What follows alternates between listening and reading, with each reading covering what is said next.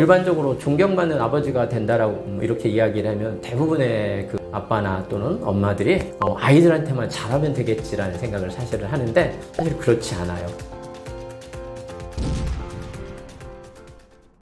아빠의 효과는 무엇이고 어떤 효과가 나타나나요?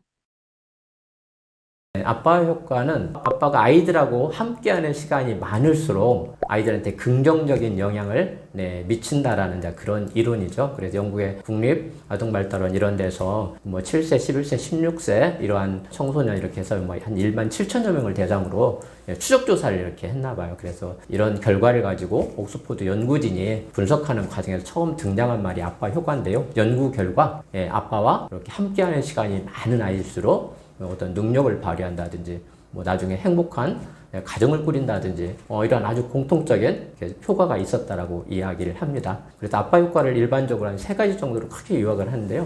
첫 번째는 아빠하고 이렇게 해서 함께하는 시간이 많은 아이일수록 아이의 지적 언어 능력이 발달한다고 그렇게 이야기를 합니다. 생각해보면 아빠의 언어는 엄마의 언어하고는 좀 달라요. 아무래도 사회생활을 하고 뭔가 타협하고 협상하는 이런 일이 상대적으로 많다 보니까 그래서 아빠의 이런 다른 언어, 그 다음에 논리적인 자극 이런 것들이 아이들한테传위를 발달시키고 지적 언어 능력을 향상시키는 효과가 있다라고 알려져 있습니다. 두 번째는 아이의 사회성 발달에도 긍정의 영향을 미칩니다. 아빠는 아이들하고 신체 활동을 주로 해요. 신체 활동을 하다 보면 뭔가 타협하고 협상하고 이런 것들이 놀이로서 수반이 되게 되는데 이런 것들이 아이들의 그 잠재된 공격성 이런 것도 자제하기도 하고 최소화하는 방법 이런 것들이 익히게 된다는 거죠. 이는 아이들이 나중에 사회에 나갔을 때 학교에 갔다 오면 친구들하고 말하자면 사귀는 방법이라든가 노는 방법 이런 어떤 사회성 발달에 긍정적인 영향을 미친다라고 보시면 되고요. 그 다음에 셋째는 아이의 행복감 향상에 아주 중요한 역할을 한다고 이야기를 합니다.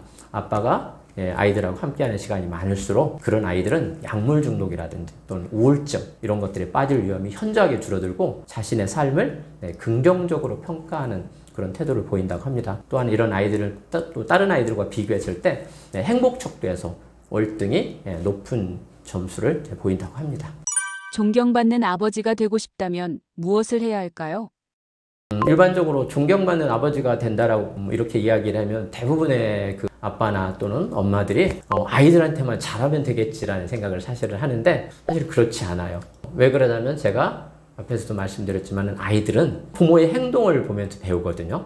그래서 예를 들어서 아빠인 제가 저희 아빠 그러니까는 아이들의 할아버지죠. 아이들이 할아버지한테 하는 모습을 보면서 아이들은 나중에 내가 할아버지가 됐을 때 그 다음에 우리 자녀가 이제 성인이 됐을 때 나한테 하는 방법을 말하자면 배우는 거나 마찬가지예요. 그래서 존경받는 아버지가 되기 위해서는 사실은 한 4가지 정도의 단계가 좀 필요하지 않나라는 생각이 들어요. 첫 번째는 존경받는 아버지가 되려면 내가 먼저 우리 부모한테 말하자면 좋은 아들이 되는 게 첫 번째라고 생각을 해요. 부모를 공경하는 모습 보이면 아이들도 어때요? 나중에 아빠를 닮겠죠. 그래서 가족에 대한 이런 걸 통해서 사랑을 아마 배울 수 있지 않을까라는 생각이 들어요. 만약 자신의 아버지와 관계가 원만하지 않다면 화해를 시도한다거나 어떤 긍정적인 태도 변화 이런 것들이 사실은 필수적이라고 보시면 돼요. 아버지에 대한 원망이나 불만 이런 것들을 가진 상태에서 아버지를 어떻게 보면 아이들이 보는 입장에서 긍정적으로 대하기는 어렵거든요. 그렇기 때문에 아버지에 대한 용서 필요하다면 그런 부분들을 꼭 노력해보기를 바라요. 그 다음에 두 번째는 아내를 존중하는 모습을 보이는 게 중요해요. 아버지와 어머니의 관계는 아이들에게 가장 강력한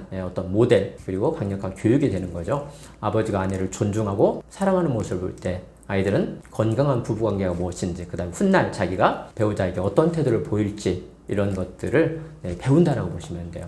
그래서 아내에 대한 배려하는 말, 행동, 부부 갈등을 조율하는 등 성숙하게 문제를 해결하는 모습을 보여주는 것이 꼭 필요합니다. 그리고 비로소 셋째가 아이와 친구 같은 아버지가 이제 되는 거예요. 여기서 친구 같은 아버지라는 것이 그냥 단순하게 엄격한 아버지가 아니라 아이와 함께 놀고 대화하고 감정에 공감하는 그런 어떻게 보면 진정으로 함께하는 그런 아버지가 되는 것이죠. 이는 아이의 관심사에 함께하고 또 아이의 감정을 이해하고 공감하고 이런 부분들이 필요하죠. 이럴 때 아이들은 부모와의 정서적 유대감을 느끼게 되고 마음의 문을 열게 돼요. 그래서 아이들하고 진정으로 이렇게 공감한다면 어떻게 보면 사춘기라든가 이런 것들도 조금 더 크게 문제 없이 극복할 수 있는 그런 토대가 되기도 합니다. 여기까지는 어떻게 보면 가족 내에서의 역할이라고 하면 마지막 네 번째는 사회적인 역할이에요. 그래서 자신이 맡은 일에 최선의 모습을 다해주는 것이 중요해요. 간혹가다 많은 부모님들이 그런 질문을 하세요. 아이하고 친구같이 이렇게 지내면 아이들이 정말 친구같이 여겨서 부모에 대한 존경이라든가 이런 것들이 없는 거 아니에요? 이런 말씀을 하시는데 저는 그렇지 않다고 봐요.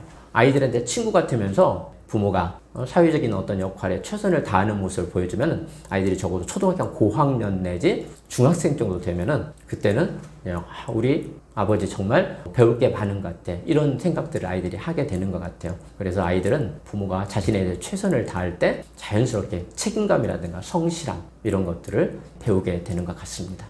아버지의 행동에 자녀에게는 어떤 영향을 미칠까요?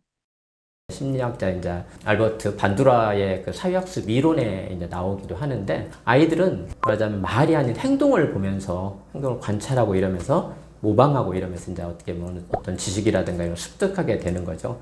특히 아이들 입장에서는 아빠 같은 경우는 아이들한테는 권위 있는 인물이에요.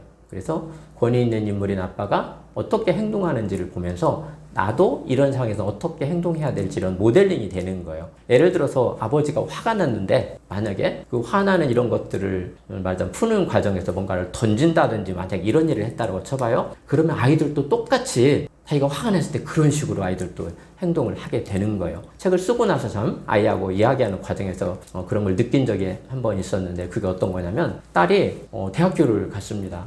어느 날 그러는 거예요. 대학교 1학년 때였는데 학교에서 미팅을 했다라고 저한테 이야기를 하는 거예요. 그래서 제가 만난 친구는 어땠어? 이렇게 이제 물어봤죠, 당연히. 그랬더니 아이가 하는 얘기가 뜻밖의 얘기를 하는 거예요. 아빠, 오늘 만난 친구는 있잖아. 가정교육이 별로 잘 안 돼 있는 것 같았어? 이런 얘기를 하는 거예요. 그래서 무슨 얘기야? 자세히 좀 얘기해봐. 그랬더니 하는 얘기가 학교 앞에 길을 가는데 차도하고 인도하고 이렇게 구분되지 않은 그런 도로들이 있잖아요. 차도 이렇게 다니기도 하고 사람도 다니고 이러죠. 근데 그런 도로를 가는데 타인에 대한 배려 이런 것들이 없더라는 거예요. 그러면서 하는 얘기가 아빠는 그런데 항상 우리 가족들하고 어디를 가면 우리가 어렸을 때부터 아빠가 항상 차도 쪽에 있고 가족들을 안쪽에 이렇게 하잖아요. 이 얘기를 하는 거예요. 근데 저는 말로써 그걸 표현한 적은 한 번도 없었어요. 그런데 아이는 그거를 계속 아빠의 행동을 보면서 알게 된 거죠. 그래서 이게 말하자면 아빠가 말이 아닌 정말 행동으로 보여주는 교육이 이렇게 정말 무섭구나라는 생각을 하기도 했어요. 그래서 아까 반두라의 학습이론 이런 걸 말씀드렸는데 연구에 따르면 이러한 그 방식의 암묵적 학습이라고 말하는 이런 것들은 명시적인 가르침보다도 훨씬 더 오래가고 지속되고 행동에 더 큰 영향을 미치는 경향이 있다고 합니다. 그래서 어떻게 부모, 특히 아버지들이 아이들 앞에서 보이는 행동이 우리 아이들이 이걸 따라서 나중에 배운다라고 생각하면 좀 아버지의 행동을 조금 더 우리가 항상 생각하면서 해야 되지 않나라는 그런 생각을 해봅니다.